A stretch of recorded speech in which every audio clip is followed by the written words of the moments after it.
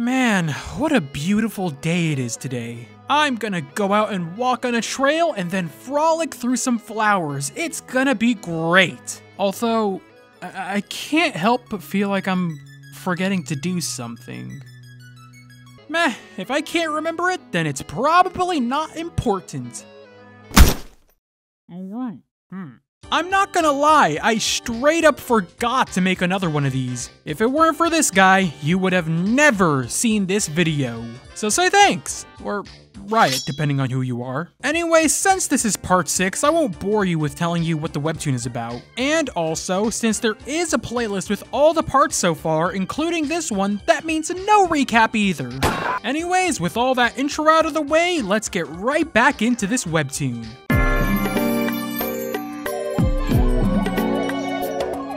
Markiplier and Monica are sleeping together. No faces. Why don't they have faces? I can't sit here and do nothing! We're shown a bit more of a detailed version on how they met, which seems to be at some YouTuber event or something. They're talking about her rejecting a guy, and we don't need to go through all this. All you need to know is that she has her eye on Markiplier. And they go to a hotel room and, well, from the looks of it, it seems like they're doing exercise since they're panting a lot. Ah, Monica, you have to be off the bed to do exercise.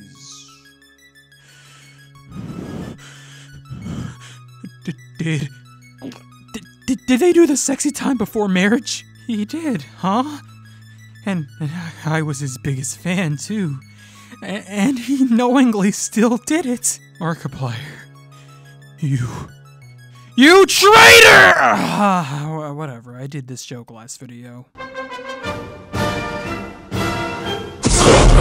After I skipped all the sleeping together scenes, Monica reminisces on their relationship, and we see how much she asks of Markiplier. However, the one thing Markiplier asks of her, to not let this relationship be open to the public, seems to be a hard thing to do. How tragic.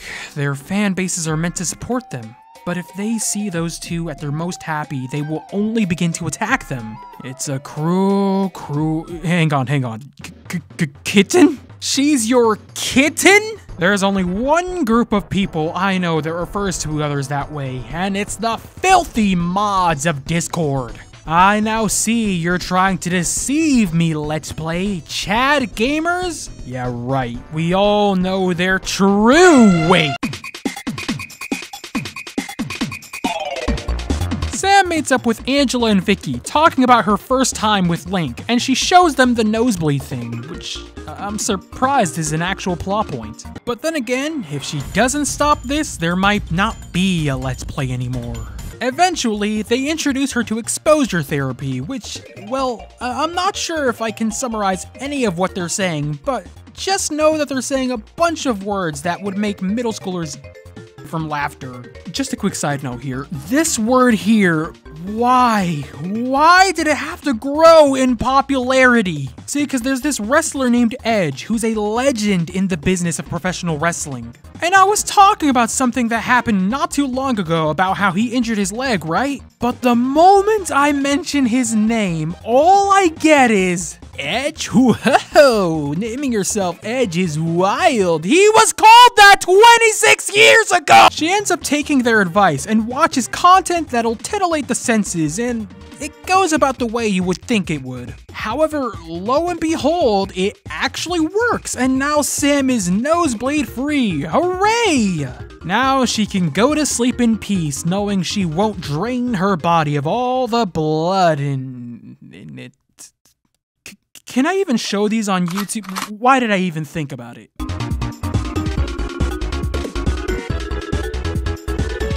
Sam thinks back on the dream she had, and the man in her dream was a fusion of all three of the male love interests. If you're wondering what this means, Sam, I'll answer. The creator of the webtoon wants to ensure that all of the shippers are at war, fighting over who Sam will end up with. With more war, there will be more traction towards the comics, and as a result, more profit. The other thing though, don't even look at me for the answer. As she's leaving the apartment, Monica tells Sam to tone it down with the loud sleeping together noises. Hold on. So you mean to tell me that Sam watched a whole 3 hours of it, fully blasting it at the same time? You have glasses, for crying out loud, Sam! You are amongst the smartest people in the world! Sam makes it back to her office, and it seems like all hope is lost as Charles manages to have Sam fired. But wait, what's this? They're taking her somewhere? Well, this can either mean she's not fired, or they're taking her somewhere to be properly fired. It seems like Sam is promoted since Lucy not only takes her to a room, but that room is her own office. Well, not only does she still have financial income, but it seems like it's more financial income. Let's just see what the job is. Charles' assistant? Sam, you fool, what have you done? You've watched so much explicit material that you're now the main character of said material! Oh, this isn't good. She's in there with Charles alone! He tells her all this stuff about how he lobbied for her to get promoted, but we all know the true intentions. He even uses his cologne as an attack against her senses, but fortunately, Sam fights it off, and she tells him about it. To which he then says he will no longer wear cologne and... What? So to impress this one chick, you are willing to come into the office as rank as possible. You know what? I can't even hate. Oh, he thinks they're Baki and Kozue. Someone needs to save Sam. Yes! Who better to save Sam than her father, who has all the aura in the web. Okay, all right. He lost it all in one panel. In any case, Sam is now promoted, and this will probably be a new arc or something, I don't know. We then cut to the coffee shop, and as Link's working, Angela's outside for some reason, staring at Link. I hope she just arrived though. It'd be kind of freaky if she's been giving a Heat Vision-esque stare since they opened.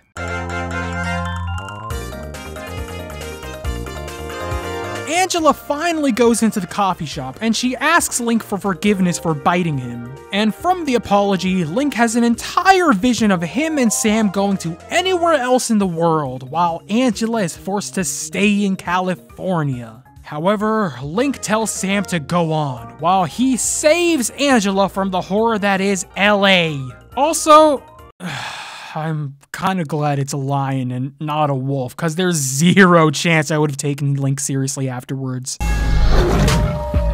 Link assures Angela it's okay, and she has nothing to worry about, which, hey, a nice little wholesome moment. Nothing wrong with... No. Dude, we established something already. Why add another thing into the mix? Wait, is it because he's the obvious choice? Think about it. Markiplier not only has a girlfriend, but since he's potentially a skinwalker, her first date with him would be her last. And Charles? Compare them with a guy who has paramedic skills, is capable of supporting a family, well-built body, a car? See, even the Webtoon comment section agrees with me. Wait, if me and the Webtoon comment section agree on something, does that make the idea and the content bad, or have I gone bad?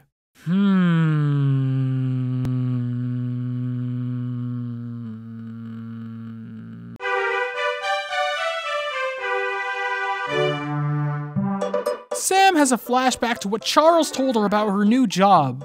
Hold on, something's bothering me. Why does this have to be a flashback? It could have just been a straightforward timeline deal where this happens and then Sam walking with the flowers happens. I know this is a nitpick and a half, but it just irks me. It added nothing to the story, and you know what? It took away from the story in my eyes. Forget this. I'll tell you guys a more interesting story. A story about 3 men and the different paths they took.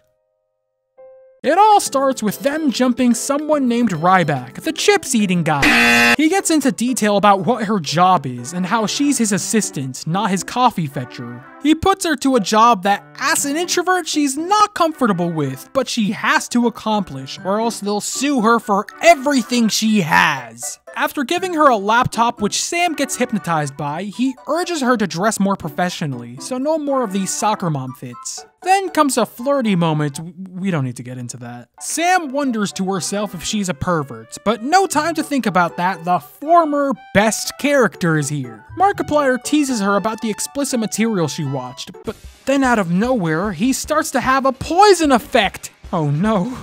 It's the Charles agenda! Think about it. Now that Link has a whole different ship, that leaves these two. And just look at their bodies! It's an obvious choice, but seeing as how obvious it is, they now need Markiplier for there to be only one choice. Why, man, it's tragic. We never had a real choice to begin with. An interesting change for this episode, as it's actually from Markiplier's point of view. And see, I'm not gonna hate on this flashback because there's a reason for said flashback to happen as we wonder how he got into that position. Not just flashback for the cool black background. Anyways, he woke up pretty sick, and Monica tells him to rest, but he's got too many worries to let that stop him. He goes through his daily tasks of being a YouTuber, with some video making, existential crisis, being flashed by his fans, hopefully only the over-the-age ones. Then, we see Markiplier actually trying to do something over the ruminate thing. Yeah, you guys forgot that was a plot point too, right? It was the plot point for a grand total of 5 episodes or so, and then all of the shipping comes in, and along with it, the fan service! After getting absolutely nowhere with the engineer people, he realizes he's out of medicine and needs to go out to get some. And that's how Markiplier was in the state we saw him in. But something seems a little fishy. Did he really run out of medicine, or did someone steal it? Well, I have gathered up a wall of potential suspects, and whoever you guys think did it will be punished. Ah, we already know who it is.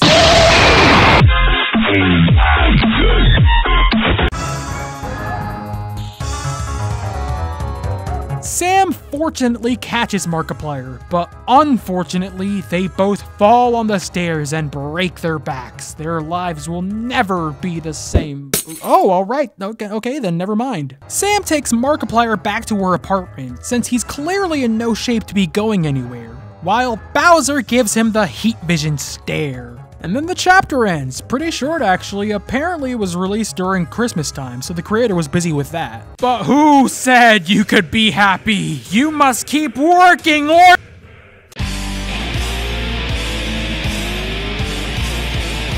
Markiplier asks Sam how long Bowser's gonna be staring at him, since it's kind of freaking him out. Wait, Bowser can make human facial expressions, and he has personality? He too is a skinwalker! Sam's outnumbered. With Markiplier's facelessness and Bowser being a skinwalker, this is gonna be Sam's last stand. As she's cleaning up the mess of the flowers in the vase, she gets a message from Link, and she tells him why she wasn't at the coffee shop. She tells him about what happened with Markiplier, and Link immediately decides he's gonna head over there. Thank goodness, man. Now Sam has real backup against the two monstrosities. Unfortunately, she's too distracted by her phone to see the glass shard, and it cuts her whole hand. Okay, I know the glass wasn't that big unless these flowers are monstrous, so how did that cut her whole hand? She'd have to have sawed her hand on it or something, and at that point it just makes Sam look like an idiot, especially considering she would also need to have firmly grasped the flower in order for it to cut her. Dog, this is the second time this video. What are those glasses for? Markiplier calls Monica to see how soon she can be home, since he wants her to look after him. And by the end of the conversation, Monica seems more annoyed than anything, which I'm sure looks bad on her end, but think about it from her perspective. It didn't look like anything serious. It's not like he got Ebola. She told him to rest up because of how sick he is, and he didn't listen to her, which caused his condition to worsen. All of this on a really busy day on her end. So, hey man, I get it. She should be a bit more worried, sure, but it's understandable. Swooper, You're a Sam. Link checks Markiplier's condition, telling him it's really bad and he should rest up, and Mark says he'll just go back to his apartment. However, Sam says he can stay the night at her place, and can it be? Round 2? Nah, Mark's nerfed, so it wouldn't be a good fight. Next episode. Oh wait, is this a Charles episode? Alright, now that we've read 10 episodes, we've made it to the conclusion segment. So just like I mentioned the last episode, they're focusing a bit too much on the sexual stuff. I get why, you know, it's fan service, some people really enjoy that, but I just feel like the plot point of Sam's game is abandoned, if not at least an afterthought. Yes, the ships and fan service are popular among fans, but you had a vision here, man, you could have stuck with it! And you abandoned that vision for this! Yes, Lookism does something similar, where it's no longer about critiquing society and more about the fights, and you guys know I glaze it, but 3 things! 1, the fights were a central part of the story since day 1. 2, it would have a grand total of 3 fans if it was still about Lookism, and 3, I'm just biased. Also, please don't plant seeds for a whole new ship. Those 2 were freaking day 1s! And also, I know it's supposed to be a ship. I mean, it's freaking advertised on the Webtoon trailer for crying out loud. But Markiplier has a girlfriend, and they look pretty dang happy. Just, if it's the inevitable, tread lightly and write it as well as possible, and not just Monica suddenly beats up Markiplier. And Charles... I honestly don't feel like hating on him today. You guys can handle that. Anyways, I think that's gonna wrap up this video. Thank you guys for watching this video in its entirety. If you guys liked this video, then please like, share, subscribe, and hit the notification bell. If you guys haven't already, then consider joining the channel membership or Patreon to further support me. If you guys have any video suggestions or any other webtoons you'd like me to read, then please leave it in the comments section below. And with that, I'll see you guys on the next video. Peace.